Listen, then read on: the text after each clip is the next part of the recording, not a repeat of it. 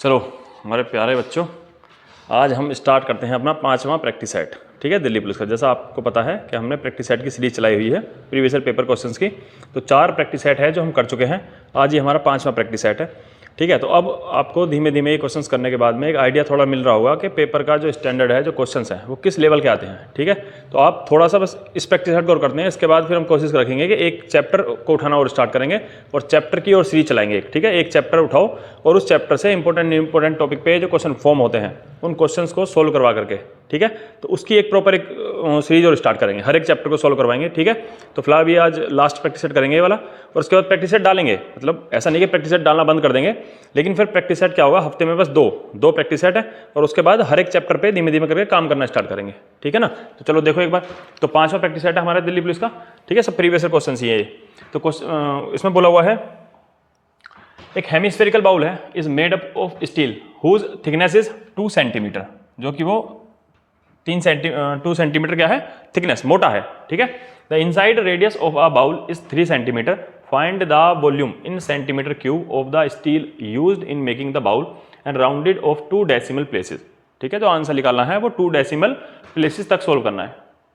ठीक है, और पाई की वैल्यू जो हमें यूज करनी है वो 22/7 यूज करनी है। एक अर्धगोलाकार कटोरा जो कि स्टील से बना हुआ है, जिसकी मोटाई 2 सेंटीमीटर है, कटोरे के अंदर की जो त्रिज्या है वो 3 सेंटीमीटर है, और कटोरा बनाने में जो इस्तेमाल किए गए स्टील का जो आयतन है वो हमें सेंटीमीटर में ज्ञात कीजिए। ये बता दो कि भैया उसका जो आयतन है, कितना स्टील हमने यूज करा उस गोले को बनाने के लिए।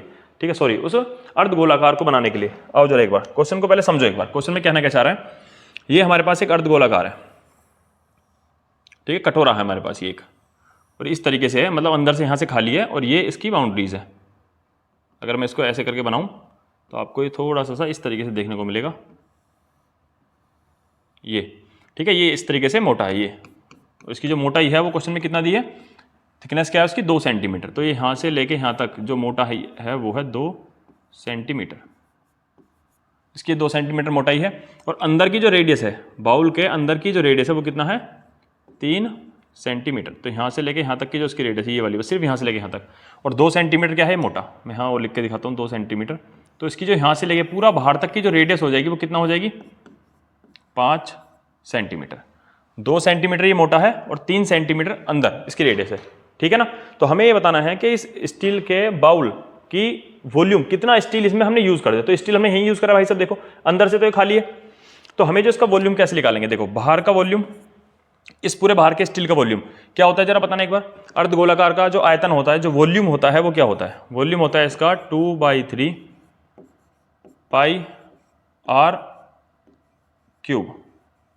ठीक है, चलो जी, ऐसे सेम अंदर का, तो बाहर वाले के वॉल्यूम में से अंदर वाले का वॉल्यूम माइनस कर दो, तो जो हमारे पास बचेगा क्या, ये बचेगा हमारे पास। सिर्फ बाहर वाले का जो वॉल्यूम है उसमें से, बाहर वाले का जो आयतन है उसमें से हम अंदर वाले का जो आयतन है उसे माइनस कर देंगे, तो हमारे पास सिर्फ क्या बचेगा, जो हमें चाहिए कि उसमें कितना स्टील यूज हुआ है। ठीक है, तो इसके वॉल्यूम में से और बाहर वाले का जो वॉल्यूम है, आयतन है, वो क्या हो जाएगा, 2/3 पाई r की क्यूब।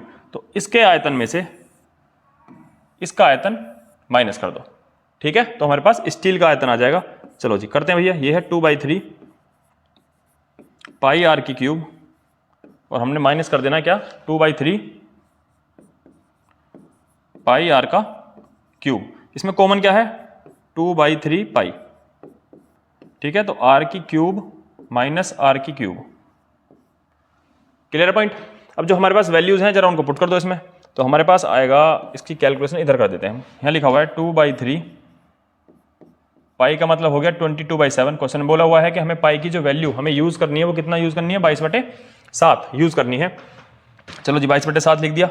और बाहर की जो रेडियस है, बड़ा वाला जो आर है वो कितना हमारे पास, 5 सेंटीमीटर। तो यहाँ हो जाएगा 5 का क्यूब, और माइनस अंदर का जो रेडियस है, अंदर की जो त्रिज्या है वो कितनी है, 3, तो 3 का क्यूब। तो ये हो जाएगा 2/3 इंटू 22/7, और यहाँ कितना हो गया, 125। मैं इसको यहाँ लिख लेता हूँ 125, और माइनस 3 का क्यूब कितना हो जाएगा, 27। तो हम 125 में से 27 माइनस करेंगे तो कितना आएगा, 98। Clear point. चलो जी 7 से अगर मैं काटूं 98 को तो कितनी बार जाएगा, 14 7 98। ठीक है, 14 बार ये कट जाएगा। तो अब इसको मल्टीप्लाई करना है हमें। ऊपर देखो, ऊपर हो गया कितना, इधर हो गया 44 इंटू 14, और बटे में कितना है 3, बटे में कितना है 3। चलो जी 14 की 4 में मल्टीप्लाई करें, 14 की 44 में मल्टीप्लाई करो तो 14 चौके 56 और फिर 14 चौके 56, 56 का 6 हासिल के 5 का, तो 6 1 6, तो इनकी गुणा करके कितना आ गया हमारे पास 6 1 6 और बटे में कितना है 3, और 3 से अगर मैं इसे डिवाइड करूं तो कितनी बार जाएगा, 3 दूनी 6, उतारा कितना 1, ना जाने की 0, ठीक है 1 उतारा, और अगला नंबर क्या है 6, 3 से कितनी बार जाएगा, 3 पंजे 15, कितना बच गया 1, पॉइंट लगा हुआ है 0 बढ़ाओ, 3 से इसे भाग करेंगे तो कितनी बार जाएगा 3 3 9, और फिर यही चलता रहेगा सीरीज बार बार 3.3333 चलता रहेगा। तो ऐसा कौन सा ऑप्शन है हमारा 205.33, ऑप्शन नंबर डी इसका आंसर हो जाएगा। क्लियर है पॉइंट, ठीक है। तो ये इस क्वेश्चन का आंसर था। अब एक बार देखो क्वेश्चन, ये अब देखो question number second, question number 2 में क्या बोला हुआ है, अच्छा ठीक है, क्वेश्चन नंबर देखो 2 में क्या बोला है, क्वेश्चन नंबर सेकंड में बोला गया है what is the difference in rupees between the compound interest when interest is compounded 6 monthly and the simple interest on the sum कितना 10,000 for 1/2 year eight 10% per annum, 10%। ये हमारे क्वेश्चन बोला है इसने साधारण ब्याज का और चक्रवर्ती ब्याज का एक मिक्स क्वेश्चन है। 10% प्रतिवार्षिक की दर से कितने वर्ष में, 1.5 साल में, के लिए 10,000 रुपए की राशि पर 6 मासिक चक्रवर्ती ब्याज और साधारण ब्याज के बीच का अंतर ज्ञात कीजिए कि उनका डिफरेंस कितना है। चलो जी हमें डिफरेंस फाइंड करना है। देखो आपको पता है कि छमाही का मतलब क्या हो गया, ठीक है, हाफ ईयरली का मतलब क्या होता है, रेट ऑफ इंटरेस्ट हमेशा क्या होता है ईयरली, ये लिखा हुआ 10% पर एनम, पर एनम मतलब पर ईयर, हर साल अगर लगेगा रेट ऑफ इंटरेस्ट तो कितना लगेगा 10%, लेकिन उसने क्वेश्चन में बोल दिया रेट ऑफ इंटरेस्ट कैसा है हाफ ईयरली, अगर हाफ ईयरली है तो 6 महीने पर लगेगा भाई ब्याज, तो अगर पूरी साल में 10% लगता है तो 6 महीने में कितना लगेगा बताओ, उसका आधा हो जाएगा, तो रेट ऑफ इंटरेस्ट कितना लगेगा यहाँ 5%।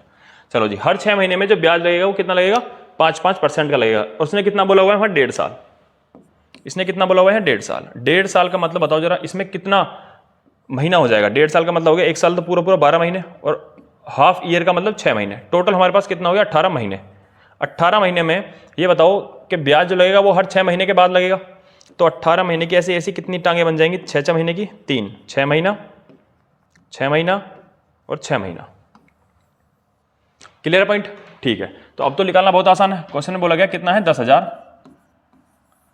और अब बात हो रही कितने साल की 3 की, हर 6 महीने पर रेट ऑफ इंटरेस्ट हम यूज करेंगे तो 6 महीने ब्याज कितना बन रहा है वो 5%, तो इसका भी 5%, इसका भी 5% और इसका भी 5%, इसका 5% निकालेंगे। देखो सबको पता है कि किसी भी नंबर का 1%, 2%, 10%, कितना भी परसेंटेज निकालना हो वो सब अभी हम जो सीरीज स्टार्ट करेंगे ना उसमें, तो परसेंटेज के बारे में जो बेसिक पहली क्लास होगी उसमें यही सब सिखाना है कि आप मुंह जवानी कैसे 5%, 10% या 20% या 25% या 27%, 54%, कितना भी परसेंटेज निकालना है तो आप मुंह जवानी से कैसे निकाल सकते हैं, ठीक है। तो फिलहाल आप समझो 5% देखो कैसे निकालेंगे, यहाँ से लेके यहाँ तक कितना है 10%, तो 10% का आधा 5%, तो 1,000 का आधा कितना हो जाएगा 500, अगली साल फिर 500 लगेगा, लेकिन अगली साल जो लगेगा वो 5%, इसका भी तो 5% लगेगा ना, ब्याज पे भी तो ब्याज लगता है, चक्रवर्ती ब्याज ऐसे ही तो निकलता है, तो 500 का 10% कितना 50, और 5% कितना हो जाएगा इसका 25, अगली साल फिर इसका कितना 500, और रेट ऑफ इंटरेस्ट लगाया जाएगा पूरा 2 साल, पूरा 2 साल का जो भी ब्याज हमें बना है उसके ऊपर भी तो हमें रेट ऑफ इंटरेस्ट लगाना है 5% का, तो 2 साल का कितना ब्याज हो गया 1025, तो 1025 पे हमें 5% अभी रेट ऑफ इंटरेस्ट और लगाना है। चलो जी 5 की जगह इसमें गुणा कर दो, 5 एकम 5, ना जाने की 0, 5 दूनी 10 और 5 5 25, ये आ गया हमारे पास कितना 51 25, और नीचे कितना है 100, तो वो लग गया 2 के बाद पॉइंट, तो इसका 5% कितना आ गया 51.25। तुम्हें एक बात पता है सिंपल इंटरेस्ट जो होता है चाहे वो हाफ ईयरली लगाओ चाहे वो क्वार्टरली लगाओ उस पर कोई प्रभाव नहीं पड़ता, क्योंकि उस पर वहाँ ब्याज पे ब्याज नहीं लगता, ठीक है। लेकिन कंपाउंड इंटरेस्ट चक्रवर्ती ब्याज में ब्याज पे भी ब्याज लगता है। तो अगर मैं तुमसे बोलूँ कि बताओ 1.5 साल का जो साधारण ब्याज है वो कितना होगा, तो हर 6 महीने में तुम्हें 500 रुपये मिलेंगे, बस सिर्फ 500। तो ये तो तुम्हारे पास क्या है पूरा, ये जो बॉक्स है ऊपर ये 1500 का, ये है पूरा सिंपल इंटरेस्ट, कितना साल का 1.5 साल का, या 18 महीने का लो एक ही बात है, ठीक है। और 1.5 साल का तुम्हारे पास चक्रवर्ती ब्याज कितना है सबको ऐड कर दो, 500 500 500 प्लस 25 और कितना 51.25, तो ये तुम्हारे पास क्या हो गया पूरा 1.5 साल का चक्रवर्ती ब्याज। हमें सिर्फ ये बताना है, मैं इसको हटा दूं मल्टीप्लाई को,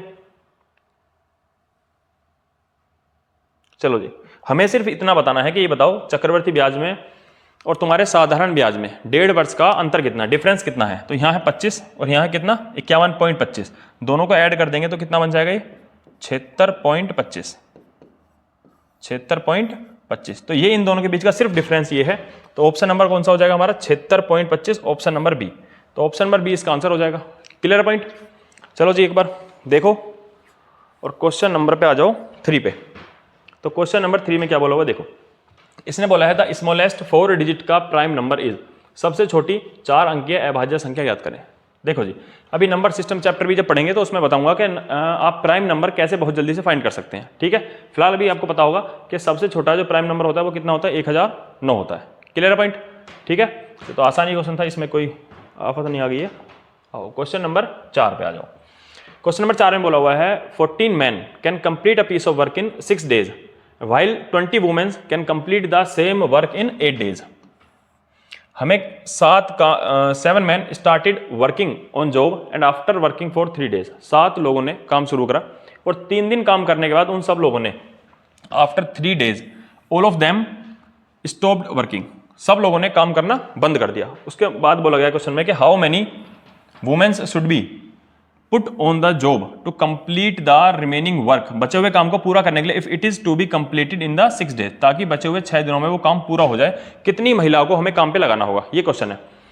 क्वेश्चन में बोला गया ये कितना 14 पुरुष किसी कार्य को 6 दिनों में पूरा कर सकते हैं, जबकि 20 महिला उसी कार्य को 8 दिनों में पूरा कर सकती हैं। 7 पुरुष कार्य करना शुरू करते हैं और 3 दिन कार्य करने के बाद सभी के सभी पुरुष क्या करते हैं, कार्य को करना बंद कर देते हैं। यदि कार्य को 6 दिन में पूरा करना है, 6 दिन में कंडीशन लगा दी कि भैया 6 दिन में ही काम पूरा करवाओ, हमें नहीं पता कुछ भी, तो शेष कार्य को पूरा करने के लिए कितने महिलाओं को कार्य पे लगाया जाएगा या लगाना जाया चाहिए, कुछ भी। ठीक है, फिलहाल देखो क्वेश्चन बोला है कितने लोग 14 मैन किसी काम को 6 दिन में पूरा कर सकते हैं। ये हमारे पास क्या है टोटल वर्क, कि या तो 14 लोगों से काम करवा लो, वो काम खत्म कर देंगे 6 दिन में, या फिर 20 महिलाओं से काम करवा लो, 20 वुमेन, 20 महिलाओं से काम करवा लो और ये काम पूरा कर देंगे कितने दिनों में, 8 दिनों में। दोनों ही टोटल वर्क है। Clear point. यहां से हम क्या करेंगे, मैन और वुमेन की कार्य क्षमता निकाल लेंगे, इनकी इफिशियंसी निकाल लेंगे। तो जो कटे पहले उसे काटो, 2 से 3 बार, 2 से 4 बार, 2 से 7 बार और 2 से 2 बार। तो यहां कितना हो गया 7 तिया 21 मैन एंड 40 वुमेन। तो मैन अपॉन वुमेन कितना आ गया 40/21। तो मैन और वुमेन की जो कार्य क्षमता है, जो इनकी इफिशियंसी है, उसका जो रेशो वो क्या है 40/21। हमें करना क्या है, क्वेश्चन को जरा देखो। हमें क्वेश्चन में ये देखा गया है कि 3 दिन तक सिर्फ कितने लोगों ने काम करा, 7 पुरुष कार्य करना शुरू करते हैं। चलो भैया 7 पुरुषों ने काम करना शुरू करा। पहले जरा डायग्राम से समझो कि कुछ काम हो किस तरीके से रहा, जरा पहले समझो। 7 मैन ने काम करना स्टार्ट कर दिया साहब। ठीक है, कितने दिनों तक करा इन 7 लोगों ने काम, 3 दिनों तक, 3 days तक इन्होंने वर्क करा। उसके बाद इन सब लोगों ने काम करना क्या कर दिया, बंद। उसके बाद कह रहा है बताओ कितनी महिलाओं की आवश्यकता होगी। हमने मान लिया X वुमेन की आवश्यकता है पूरा काम खत्म करने के लिए। कह रहा कितने दिन लगेंगे ये बताओ, सॉरी दिन तो हमें दिया हुआ है कि काम खत्म करवाना है 6 days में, काम खत्म करवाना है 6 days में। तो बताओ ये जो बचा हुआ है रिमेनिंग जो वर्क है, इस काम को ये कितने हैं, ये X वुमेन, ठीक है, ये काम को कितने दिनों में खत्म कर देंगे। क्लियर है पॉइंट। चलो जी अब क्वेश्चन में इसकी कैलकुलेशन के अलावा कुछ नहीं रह गया, कैलकुलेशन आप कर ही लेंगे। तो चलो मैं इसको थोड़ा छोटा कर दूं, थोड़ा सा छोटा कर लेते हैं क्वेश्चन एक बार, ताकि कैलकुलेशन आराम से करी जा सके। चलो जी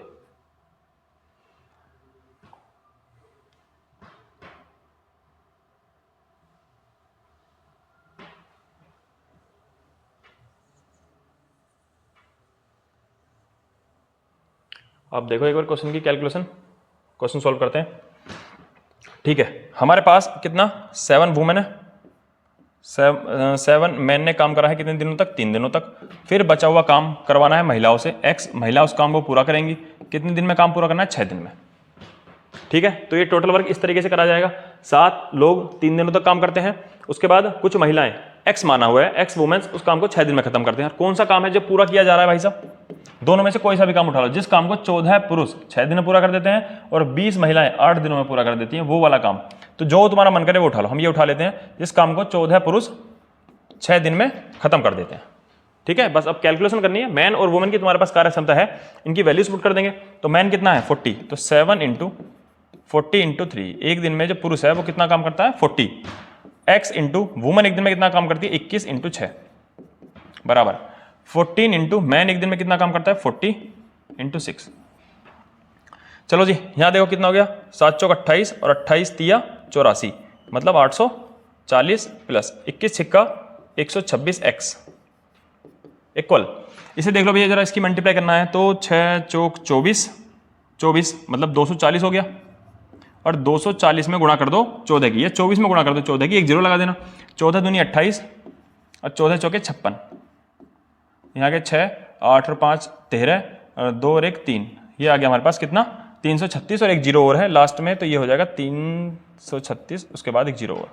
ठीक है, तो हमें निकालना है x की वैल्यू 226x बराबर, इसे इधर लेके आओगे तो 3360 में से हमें घटाना है 840। चलो जी घटा दो भैया, 10 में 0 में 0 गया 0, 6 में 4 गए 2, और 13 में से 8 गए तो 5, और यहाँ कितना बचा 2, ये है 126x बराबर।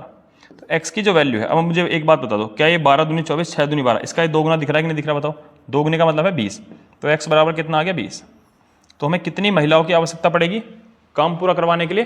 तो हमें 20 महिलाओं की काम पूरा करवाने के लिए आवश्यकता पड़ेगी। आप देख लो एक बार क्वेश्चन, तो क्वेश्चन का आंसर कितना हो गया 20, ऑप्शन नंबर ए इसका आंसर हो गया। Clear point? चलो जी देखो क्वेश्चन नंबर 5। क्वेश्चन नंबर 5 में क्या बोला हुआ है इसने, what is the greatest possible length in centimetre of the scale of the measuring the exactly the following length 1 metre 20 centimetre 3 metre और 90 सेंटीमीटर।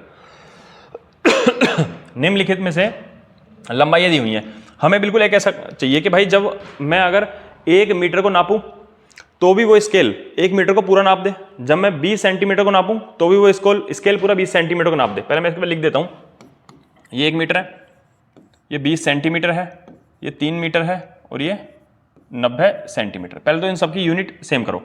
1 मीटर का मतलब हो गया 100 सेंटीमीटर, ये हमारा 20 सेंटीमीटर है ही। 3 मीटर का मतलब हो गया 300 सेंटीमीटर। सबको पता है ये बात तो कि 1 मीटर में कितने सेंटीमीटर होते हैं 100 सेंटीमीटर होते हैं। ठीक है, अब सब हमने सेंटीमीटर में कन्वर्ट कर दिया। अब वो ये कहना चाह रहा है कि एक ऐसा स्केल बताओ कि अगर मान लो मैं उस स्केल से चाहे तो 100 सेंटीमीटर वाली लेंथ नापूं तो भी उसको कंप्लीटली नाप दे। ऐसा ना हो जाए कि 90 वहां तक नाप दिया, 98 तक नाप दिया और बच गए कितने 2 बच गए, ऐसा नहीं, पूरा पूरा नापे, इसको भी पूरा नाप दे, इसको भी पूरा नापे, इसको भी पूरा नापे और इसको भी पूरा नापे। मतलब वो हमसे क्या कहना चाह रहा है, वो हमसे कहना चाह रहा है कि भैया इसका HCF निकाल दो, लेस निकाल दो बस फाइनली। ठीक है, तो इसका क्या निकाल दें HCF निकाल दो इसका। तो HCF क्या हो जाएगा बताओ? अब देखो HCF कैसे निकालते हैं, जो इन सब में मैक्सिमम से मैक्सिमम क्या हो कॉमन हो।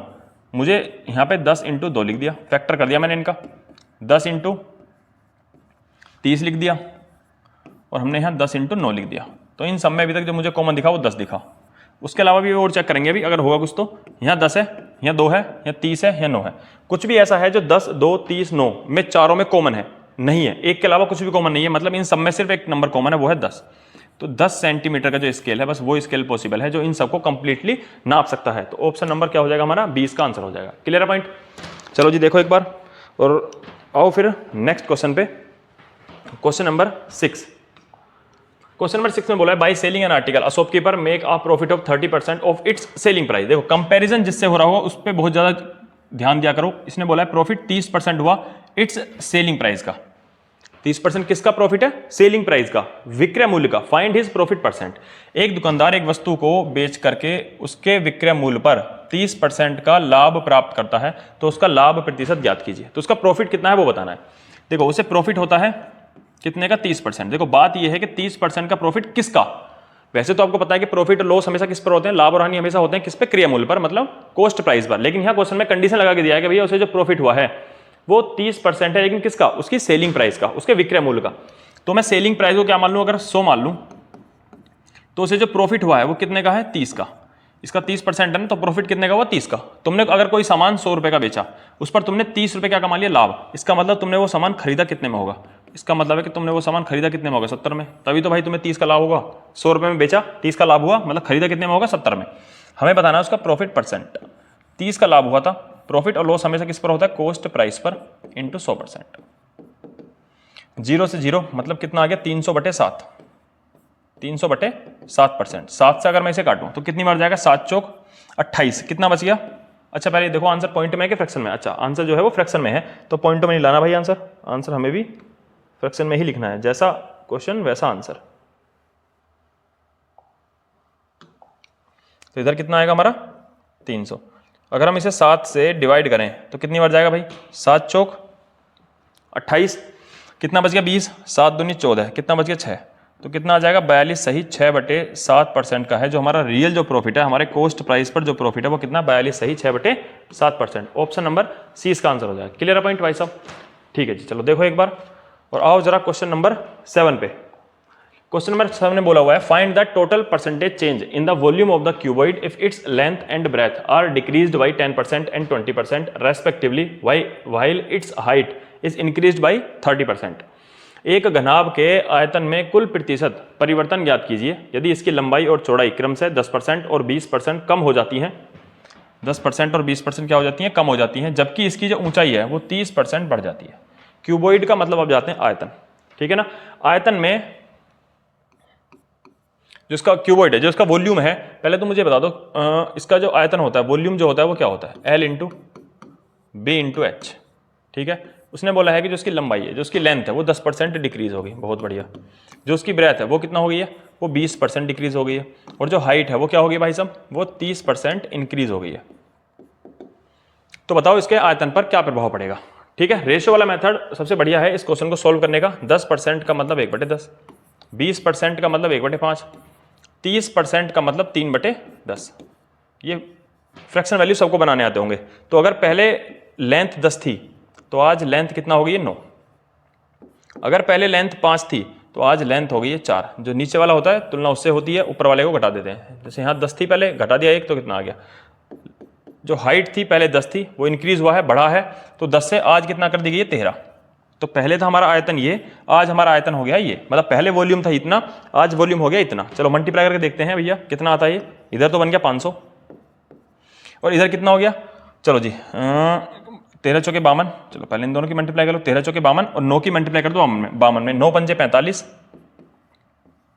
और 9 दूनी 18, तो कितना बन गया 8 6 4, कितना आ गया 468। इसका मतलब आयतन डिक्रीज हुआ है, कम हुआ है। पहले आयतन था 500, आज हो गया 468। चलो जी ये बता दो कितना डिक्रीज हो गया भैया, तो ये 32 डिक्रीज हो गया। लेकिन हमसे क्वेश्चन कैसे पूछा है, परसेंटेज के अंदर। तो परसेंटेज में अगर बताना है, चलो मैं एक बार इसे हटा देता हूं यहां से। अगर हमें इसका आंसर परसेंटेज में बताना है तो कितना डिक्रीज हुआ भैया, ये 32 डिक्रीज हुआ है। और किससे, पहले था 500। तुलना हमेशा उससे करी जाती है जो हमारा ओरिजिनल होता है, जो हमारा पहले होता है। 500 से ही तो डिक्रीज हुआ ना, 468 जो हुआ था वो 500 से हुआ था ना, पहले 500 था, फिर कितना हो गया 468, कितना घटा 32, किससे 500 से, ठीक है जी। आंसर देखो पॉइंटों में है तो भैया पॉइंटों में लाएंगे। 5 से उठाओ, 5 से जाएगा 6 बार, 5 छंग 30, बचा कितना 2 पॉइंट लगाओ, 0 बढ़ाओ 5 चौके 20, 6.4। तो ऑप्शन नंबर ए क्या हो गया, इसका आंसर हो गया। क्लियर है पॉइंट, बहुत बढ़िया। चलो जी आओ जरा क्वेश्चन नंबर 8 पर। क्वेश्चन नंबर 8 में क्या बोला हुआ है, एक ट्रेडर है ए जो ऑफर करता है एक discount of 25% on the marked price for cash payment. या हाँ, अगर कोई चीज आप कैश में खरीदेंगे तो आपको कितना परसेंट का प्रॉफिट दिया जाएगा, 25% का। वो ट्रेडर ए है जो आपको प्रॉफिट देता है 25% कैश परचेज करने पर। ट्रेडर बी ऑफर करता है एक ट्रेडर जो डिस्काउंट देता है वो पहले 20%, और अगर आप कैश पेमेंट करेंगे उस ट्रेडर बी को भी अगर आप कैश में देंगे तो 20% तो छूट है ही है, प्लस आपको 4% की छूट और भी दी जाएगी अगर आप पेमेंट किस में कराएंगे, कैश में कराएंगे, ठीक है। एंड सेम प्राइस है दोनों के, at the same price, marked at the same price as that a trader A, ठीक है। तो दोनों आर्टिकल्स का जो मार्केट प्राइस है वो सेम है, चाहे वो ट्रेडर ए के लिए हो चाहे वो ट्रेडर बी के लिए हो। लेकिन if the discount given by the trader A, trader A के द्वारा जो डिस्काउंट दिया जा रहा है वो 360 ज्यादा है, किससे, the discount given by the trader B. तो ट्रेडर बी जो डिस्काउंट दे रहा है उससे ज्यादा डिस्काउंट दे रहा है कौन, ट्रेडर ए। कितने का, कितना ज्यादा है वो 360। तो हमें ये बतानी है भैया वो मार्क्ड प्राइस क्या है, अंकित मूल्य क्या है उस वस्तु का। व्यापारी ए नगद खरीदने के लिए अंकित मूल्य पर 25% की छूट प्रदान करता है। व्यापारी बी व्यापारी ए के समान मूल्य पर अंकित सामान वस्तु मतलब जिस पर एकदम अंकित प्राइस दोनों का सेम है। अगर यहाँ कोई, अगर ट्रेडर ए के पास कोई 100 रुपये का सामान है तो ट्रेडर बी भी उस सामान को 100 रुपये में ही, उसके ऊपर लिखा हुआ 100 रुपये उसके पास भी, लेकिन डिस्काउंट देने का तरीका दोनों का अलग अलग है। दूसरा वाला ट्रेडर 20% की व्यापारिक छूट और 4% अगर आप नगद पैसा पे करेंगे, प्रदान करेंगे तो आपको 4% की छूट और भी दी जाएगी। यदि व्यापारी ए के द्वारा दी गई छूट व्यापारी बी के दी गई छूट से 360 रुपये क्या है अधिक है, तो ये बता दो उस वस्तु का अंकित मूल्य क्या है। इधर लिखते हैं हम ट्रेडर ए है हमारा ये, इधर लिखते हैं हमारा ये है ट्रेडर बी। देखो जी, ट्रेडर ए जो है वो तो सिंगल एक डिस्काउंट देता है भैया, सिंपल सा एक डिस्काउंट हमारा तो 25%, खत्म कहानी। लेकिन जो ट्रेडर बी है 20% की तो छूट मिलेगी। अगर आप कैश पेमेंट करवाएंगे तो भैया आपको 4% की और एक्स्ट्रा छूट मिलेगी। तो देखो इन दो छूटों को पहले एक बना लो सिंगल छूट, एक एकल छूट में इसको कन्वर्ट कर दो। आपको पता है इसका फॉर्मूला क्या होता है, x + y - xy/100। तो x कितना है 20 है, ये कितना है 4 है, माइनस 20 × 4/100% में, तो कितना हो गया 24। 0 से 0, 4 दूनी 8, तो ऊपर माइनस बन जाएगा 0.8%। 24 में से 0 पॉइंट घटाएंगे तो कितना आ जाएगा 23.2%। तो ये एक एकल छूट किस छूट के बराबर हो गई है, 23.2 के बराबर। और इसका डिस्काउंट कितना है 25। तो भैया जब ये डिस्काउंट ज़्यादा है तो छूट ज़्यादा ही दे रहा होगा, है ना, परसेंटेज में ही ज़्यादा दिख रहा है। तो कितना ज़्यादा है भैया परसेंटेज में इसके पास, ये बताना, ये छूट कितनी ज़्यादा है इससे, 1.8%, हाँ या ना, 1.8% छूट ज़्यादा है। और उसमें क्वेश्चन में बोला गया कि भैया यही 1% की जो छूट ज़्यादा है वही किसके बराबर, 360 के बराबर है। हमें चाहिए इसका मार्केट प्राइस, तो 100% की वैल्यू फाइंड कर दो। 360/1.8% × 100%, परसेंट से परसेंट मैं अगर ये पॉइंट हटाऊंगा तो ऊपर क्या चला जाएगा 10, 18 से 18 दूनी 36, तो यहाँ बन गया ऊपर 20,000। तो उस वस्तु का जो अंकित मूल्य है वो कितना है, 20,000 है। ऑप्शन नंबर डी इस क्वेश्चन का आंसर हो गया। क्लियर है पॉइंट, बहुत बढ़िया। चलो आप क्वेश्चन देखो एक बार, आओ जरा क्वेश्चन नंबर 9 पे। क्वेश्चन नंबर 9 देखो, if the average of 8, 6, 14, 7 and x is 11 then the value of x is, यदि 8, 6, 14, 7 और x का औसत कितना है 11 है, तो x का मान ज्ञात कीजिए। x का मान क्या है, कितना 8, 6, 14, 7 और x, इन सब का जो औसत है, जो एवरेज है वो कितना है 11 है। देखो डिटेल में तो इस क्वेश्चन को आप सब लोग लपेट ही दोगे। कैसे भैया, आप 8, 6 इन सबको ऐड करोगे, 14, 7 और x को ऐड करोगे और टोटल नंबर कितने हैं 1, 2, 3, 4, 5 और बटे में क्या लिख दोगे 5, बराबर किसके लिख दोगे 11 के। वहां से x की वैल्यू आप फाइंड कर देंगे, है ना। इस तरीके से तो आप सब लोग सोल्व कर देंगे। हमें देखना है क्वेश्चन को जल्दी से जल्दी कैसे सोल्व किया जा सकता है, उस चीज से पता करना है हमें, एक क्वेश्चन जल्दी से जल्दी सोल्व कैसे होगा। तो आओ भैया जरा एक बार क्वेश्चन में देखो, यहाँ है 8, तुम ये देखो जो इसका औसत है उस औसत से ये भैया कितना कम है कितना ज्यादा है, कम है, कितना कम है -3, मतलब इसके पास औसत से -3 की कमी रहेगी। इसके पास औसत से क्या रह गया भैया -5, इसके पास औसत से 3 फालतू है, उसके पास औसत से कितना कम है भैया, इसके पास औसत से कम है 4। ये तो चलो x हमारा, इसके बारे में तो बात करेंगे बाद में। +3 से -3 उड़ा दो, कुल मिला के ये है कि क्या बताओ इन चारों के पास, अगर इन चारों का औसत भी अगर 11-11 होता तो भैया इनके पास तो -9 की कमी है, हाँ है ना। लेकिन हमने बोलना पड़ेगा भैया जो ये बंदा है, ये जो x है, इसके पास 11 तो होने चाहिए ही चाहिए, क्योंकि 11 औसत है, 11 तो भैया तुम्हारे पास होना चाहिए। प्लस इन 4 जनों के पास, इन 4 जनों के पास में -9 की कमी है, इस कमी को भी तुम ही पूरा करोगे, तो +9 और एक्स्ट्रा तुम्हारे पास होना चाहिए। कुल मिला के तुम्हारे पास क्या होना चाहिए, ये नंबर कितना होना चाहिए 20, या तुम्हारे पास कितना होना चाहिए 20। ऑप्शन नंबर 20 का आंसर हो जाएगा, ठीक है ना। देखो अभी हमने डेविएशन का यूज करके क्वेश्चन सोल्व करा है। ये क्वेश्चन सोल्व हुआ भी कैसे है, देखो जिसको डेविएशन लगाना आता होगा वो तो समझ गया होगा इस बात को कि क्वेश्चन हमने सोल्व कैसे किया। लेकिन बात ये है इन सब क्वेश्चंस को और पूरा एवरेज चैप्टर के जो बेस्ट क्वेश्चन है, लगभग वो सारे क्वेश्चन सोल्व करवाए जाएंगे और आपको डेविएशन मेथड पे अच्छा खासा काम करवाया जाएगा, ठीक है ना। तो फिलहाल अभी आप देखो क्वेश्चंस को आसानी से सोल्व किया कैसे जा सकता है। हम फिलहाल अभी इसी चीज पे काम कर रहे हैं, क्वेश्चन सोल्व करना कैसे और हमें कैसे सीखना है। क्लियर पॉइंट, चलो जी। तो आओ जरा क्वेश्चन नंबर 10 पे। What is the diameter of a sphere that has a surface area, कितना है 2500 पाई, 2500 पाई सेंटीमीटर स्क्वायर। उस गोले का व्यास, व्यास आप जानते हैं किसको बोलते हैं, डायमीटर, ठीक है। व्यास कितना, जिसका पृष्ठीय क्षेत्रफल कितना है 2500 पाई सेंटीमीटर स्क्वायर है, ठीक है ना। चलो जी, पृष्ठीय क्षेत्रफल क्या होता है इसका 4 पाई r स्क्वायर, जो कि क्वेश्चन में कितना दे दिया इसने 2500 पाई। चलो जी, इस पाई से तो ये पाई उड़ गया। अगर मैं 4 से इसको उड़ाऊँ तो देखो यहाँ है 25 और जो लास्ट में लिखा हुआ है 100, इसको उड़ा देंगे 25 बार। तो आर की जो वैल्यू आ गई हमारे पास कितना आ गया 25। तो इसकी रेडियस कितनी है 25, त्रिज्या कितनी है 25, डायमीटर व्यास क्या होता है भैया रेडियस का डबल। तो रेडियस कितनी आई है 25, तो इसका जो व्यास है वो कितना हो जाएगा 50। तो व्यास कितना हो जाएगा 50 सेंटीमीटर। ऑप्शन नंबर सी इसका आंसर हो जाएगा। Clear point. देखो तो आसान ही था क्वेश्चन, खैर ज्यादा बड़ा क्वेश्चन नहीं है।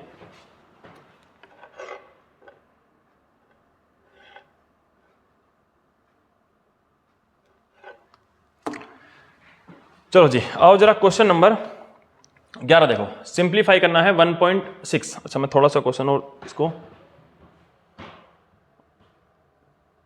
ठीक करता हूं ताकि आपको दिख जाए ठीक तरीके से। अभी ठीक है। इसने बोला सिंप्लीफाई करना है 1.6। मैं एक बार लिख के भी दिखा देता हूं। क्वेश्चन ये है क्या, 1.6 प्लस 1.2 इंटू 1/4 माइनस करना है 1/5 प्लस 1 माइनस 0.8। चलो जी, तो अब जरा इसको सोल्व कर लो। 4 से अगर मैं इसको उड़ा दूं तो कितना आ जाएगा, 4 तिया 12, 0.3। 1.6 और 0.3 अगर प्लस करेंगे तो कितना आएगा 1.9 माइनस 1/5। 1/5, अच्छा 1/5 को भी चलो मैं पॉइंट में लिख लेता हूं क्योंकि अगला वाला भी आंसर पॉइंट में आ जाएगा। तो 1/5 का मतलब क्या है 0.2 प्लस इस ब्रैकेट के अंदर क्या बचेगा 0.2। ये हो गया 1.9 माइनस 0.4, तो आ जाएगा 1.5। तो इसका आंसर क्या हो जाएगा 1.5। Option number A. तो आसानी क्वेश्चन था, इसको तो कोई भी सॉल्व कर लेगा। ठीक है ना, छोटी सी बात थी। देख लो भैया क्वेश्चन एक बार, और आओ जरा question number next, question number 12।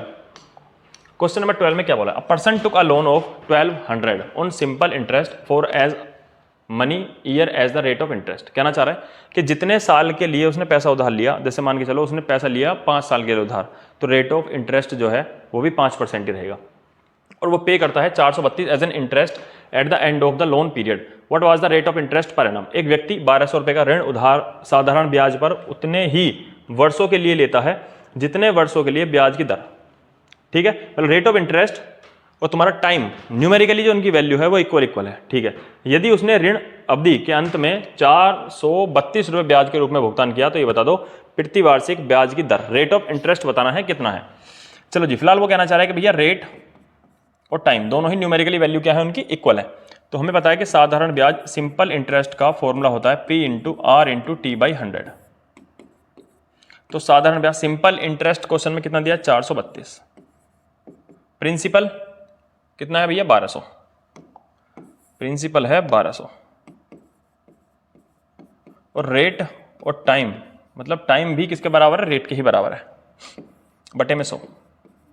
2 0 से 2 0, 12 से जरा इसको उड़ा लो, 12 तिया हो जाएगा 36। कितना बच गया भैया 7, 12 चिंग 72। तो ये आ गया हमारे पास कितना 36, और इधर कितना है हमारे पास आर स्क्वायर। तो आर की जो वैल्यू आ जाएगी वो कितना आ जाएगी 6। मतलब कहने का ये है कि भैया उसका जो रेट है वो भी 6% है, और जो उसका टाइम है वो है 6 साल। अगर तुमसे क्वेश्चन में जो भी पूछा जाए, रेट पूछा गया तो 6%, टाइम पूछा गया तो 6 साल, तो रेट ऑफ इंटरेस्ट कितना है इसका 6%। तो ऑप्शन नंबर डी इसका आंसर हो जाएगा। Clear point. चलो जी, question number 13। Milk was served to 350 scouts at the meeting. Milk was given to each of them in a cylindrical glass of base radius जिसकी 10 सेंटीमीटर है, height 15 centimetre है। तो donor जो है वो परचेज करता है मिल्क को एट किस रेट पर, 50 रुपये पर लीटर के रेट पर। व्हाट अमाउंट वाज स्पेंड, कितना पैसा उसने दूध खरीदने में खर्च कर दिया, हमें ये बताना है क्वेश्चन में। एक बैठक हुई, देखो मैं तुम्हें क्वेश्चन को अच्छे से एक्सप्लेन करता हूँ। वो कहना ये चाह रहा है भैया 350 गिलास थे जो दूध एक मीटिंग के अंदर बांटे गए। ठीक है, गिलास कैसे थे और वो सिलेंड्रिकल मतलब बेलन के आकार के थे, इस प्रकार के वो गिलास थे। ऊपर से तो ओपन ही है भैया, यहाँ उसके बेस की, ठीक है, उसके आधार की जो रेडियस है वो कितनी है 10 सेंटीमीटर बोल दी, रेडियस बोल दी 10 सेंटीमीटर है। और जो उसकी हाइट है, गिलास की ऊंचाई कितनी दी है, हाइट कितनी दी है 15 सेंटीमीटर। ठीक है जी, तो इनके अंदर क्या भरा हुआ है, दूध भरा हुआ है ये। और ऐसे ऐसे कितने गिलास हैं जरा ये बता दो, ऐसे ऐसे कितने गिलास है, ऐसे ऐसे गिलास है 350, ऐसे ऐसे कितने गिलास हैं 350 गिलासों में। और जो दूध हमने किस रेट पर खरीदा गया है, दूध खरीदा गया 50 रुपये पर लीटर की रेट पर। हमें ये बताना है क्वेश्चन में कि बताओ कितना पैसा खर्च हुआ होगा इस दूध को खरीदने में। पहले ये तो पता कर लें कि दूध था कितना या कितने लीटर था दूध, पहले वो तो पता करें। तो पहले ये बताओ एक गिलास में कितना दूध आएगा। तो सिलेंडर का जो वॉल्यूम होता है वो क्या होता है, पाई मतलब बेलन का जो वॉल्यूम होता है, वो आयतन जो होता है वो कितना होता है, पाई आर स्क्वायर एच। हम वॉल्यूम की तो बात करेंगे ना भाई, क्योंकि दूध इसके अंदर भरा हुआ है, ठीक है ना, तो वॉल्यूम की बात करेंगे। तो इसका जो वॉल्यूम है वो क्या हो जाएगा, 22/7 इंटू इसकी बेस की रेडियस कितनी है 10, 10 इंटू 10, और इसकी जो हाइट है वो कितना है 15। तो एक गिलास में इतना दूध आता है। ऐसे ऐसे कितने गिलास है जी भैया, 22/7 इंटू 10 इंटू 10 इंटू 15, और ऐसे ऐसे गिलास कितने हैं तुम्हारे पास 350। तो टोटल तुम्हारे पास इतना दूध है, लेकिन ध्यान रखना अभी ये सेंटीमीटर में है, कभी डायरेक्ट 50 की मल्टीप्लाई कर दोगे इतने लीटर है, नहीं, अभी ये सेंटीमीटर में है फिलहाल। तो 7 से उड़ाओ, 7 पंजे 35। चलो जी इसकी मल्टीप्लाई करें तो ये हो जाएगा हमारे पास क्या, 15 पंजे 75। हाँ, मैं सोच रहा हूँ सब कुछ एक लाइन में सॉल्व कर लें। चलो कर ही लेते हैं भैया, पहले ये पता कर लेते हैं कितने लीटर दूध है, बाद में मल्टीप्लाई कर देंगे 50 की, वो अलग कर देंगे। तो ये हो जाएगा हमारे पास कितना, 15 पंजे 75, तो ये हो गया 22 इंटू 100 इंटू 15 पंजे 75, मतलब 750। 75 में एक बार 22 की गुणा कर दो, तो 22 सत्ते कितना होता है भैया, 22 सत्ते होता है 154, ठीक है। और तुम्हारा 22 पंजे होता है 110, 0 1 1, तो 16500, तो 1650 आ गया 22 की और 75 की मल्टीप्लाई करके। और अभी जीरो कितनी बची हुई, 1 2 3, और 3 जीरो बची हुई है, तो 3 जीरो लगा दी। तो इतना सेंटीमीटर क्यूब हमारे पास क्या है, उसका वॉल्यूम है, दूध है। लेकिन इस दूध को हमें कन्वर्ट करना है किसमें, लीटर में। आपको एक बात पता होनी चाहिए कि 1 लीटर में 1000 सेंटीमीटर क्यूब होते हैं। मतलब मुझे अगर इस क्वांटिटी को क्या बनाना है, लीटर बनाना है, तो मुझे क्या करना पड़ेगा, इसको 16540, इसको मुझे 1000 से करना पड़ेगा भाग, तो ये किसमें बन जाएगा, लीटर में। भैया 3 जीरो से 3 जीरो उड़ा दो। तो कुल मिला के कितने लीटर दूध था, 1650 लीटर दूध था। और 1 लीटर दूध क्या रुपए का है, 50 रुपए का। हमें बताना कितना पैसा खर्च हो गया। चलो जी भैया 5 की जगह से मल्टीप्लाई कर दो, तो 5 एकम 5, 5 छंग 30, और 5 5 25, 8 2 5, तो 8 2 5 और 2 जीरो हमारी बची हुई है। तो इतना रुपया है जो हमने इसके ऊपर खर्च कर दिया। कितना हो गया भैया, 82,500। अरे बहुत पैसे का दूध पी गए भाई, हैं 82,500। क्लियर पॉइंट भैया, देखो एक बार क्वेश्चन। और आओ जरा क्वेश्चन नंबर 14 पे। चलो जी, अजय जो है test mark in 2 subject, 2 subject के मार्क्स दिए हुए हैं अजय के। Mathematics and science are in the ratio of 9:13। Math में और साइंस में तो आसानी क्वेश्चन है। मैथ और साइंस में इनका जो अनुपात है, जो रेशियो दिया हुआ है 9 और 13 का दिया हुआ है, ठीक है जी। फिर बोला if he got 16 marks more in science than math. Math से ज्यादा नंबर उसके साइंस में आए हैं। कितने, यहाँ कितने फालतू दिखा रहा है, अनुपात में 4। और क्वेश्चन में कितना बोला है इसने कि भैया 16 नंबर फालतू हैं, मतलब 1 बराबर कितना हो जाएगा 4। हमसे पूछा गया है बताओ उसके मैथ में कितने मार्क्स है। तो मैथ में कितने मार्क्स है, 9 की वैल्यू निकाल दो भैया, 9 चौक 36। तो मैथ में कितने नंबर है उसके, 36। यही हमें बताना है क्वेश्चन में। आसानी क्वेश्चन था, तो हार्ड नहीं है, ठीक है। Clear point. चलो जी आओ question number last and question number 15। तो अब आपको देखो धीमे धीमे करके ये बात समझ में आ रही होगी कि हाँ भाई क्वेश्चन पेपर में ज़्यादा भी हार्ड नहीं आते हैं, अगर हमारी थोड़ी भी सही तरीके की, एक बस आपकी स्ट्रेटेजी अच्छी होनी चाहिए क्वेश्चंस को टैकल करने की। और बहुत मैक्सिमम क्वेश्चंस बिल्कुल भी नहीं करने भाई, एक चैप्टर के आप 100-150 क्वेश्चन पकड़ लो, बस उन्हें कर लो, बहुत है। बस आपका जो एक बेसिक जो होता है ना किसी भी चैप्टर का, वो बेसिक आपको क्लियर होना चाहिए बस, ठीक है। क्वेश्चन 15, अ मैन लॉस करता है 25% ऑफ हिज मनी। उसने 25% अपनी जो मनी थी उसका खो गया उसका, after spending 60% of the remaining money. और जो बची हुई पैसा था उसका भी 60% क्या कर दिया है, खर्च कर दिया है। And he has 360 left. उसके पास अभी भी 360 रुपए क्या है, बचे हुए हैं। What is the amount of money in rupees originally. मतलब उसके पास शुरुआत में कितना पैसा था, हमें ये बताना है। एक आदमी अपनी 25% धनराशि खो देता है, शेष धनराशि का 60% खर्च करने के बाद उसके पास 360 रुपए बचे हैं। मूल रूप से उसके पास कितनी धनराशि रुपए में थी, ये बताना है स्टार्टिंग में। मान लो उसके पास स्टार्टिंग में x रुपए थे, उसने 25% खो दिया। 25% का मतलब 1/4, 1/4 खो गया तो बचा कितना, 3/4।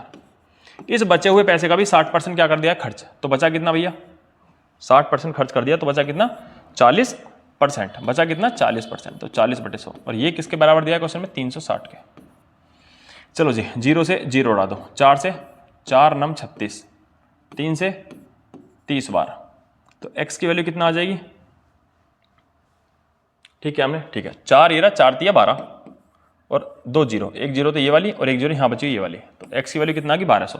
मतलब शुरुआत में उसके पास टोटल कितना पैसा था, 1200, ठीक है। तो ये आपका था 5वां प्रैक्टिस सेट। और देखो मेरी बात समझो कि आपको इन प्रैक्टिस सेट्स को सॉल्व करने के बाद एक बात तो समझ में आ गई होगी कि पेपर में जो क्वेश्चंस है वो बहुत हार्ड नहीं आने वाले हैं। क्वेश्चन जो होंगे देखो, अब 15 क्वेश्चन होते हैं, 15 क्वेश्चन में से आपको सिर्फ और सिर्फ 4 या 5 क्वेश्चन ऐसे देखने को मिलते हैं जो ठीक होते हैं थोड़े, बाकी क्वेश्चन 10 क्वेश्चन 11 क्वेश्चन सब ऐसे होते हैं बिल्कुल आसान, जिसको कोई भी बच्चा आराम से टैकल कर सकता है। हमें वो काम करना है इन 4 से 5 क्वेश्चन पे। देखो 10-12 क्वेश्चन तो सभी लोग करेंगे, बात यह कि आप दूसरों से अलग हटके क्या करेंगे, आपको टारगेट होना चाहिए 15 में से 15 का, कि भाई 15 में से 15 लाने चाहे कुछ हो जाए। क्लियर है पॉइंट? चलो जी, फिलहाल अभी हम इसको देते हैं भैया विराम। ठीक है, थैंक यू।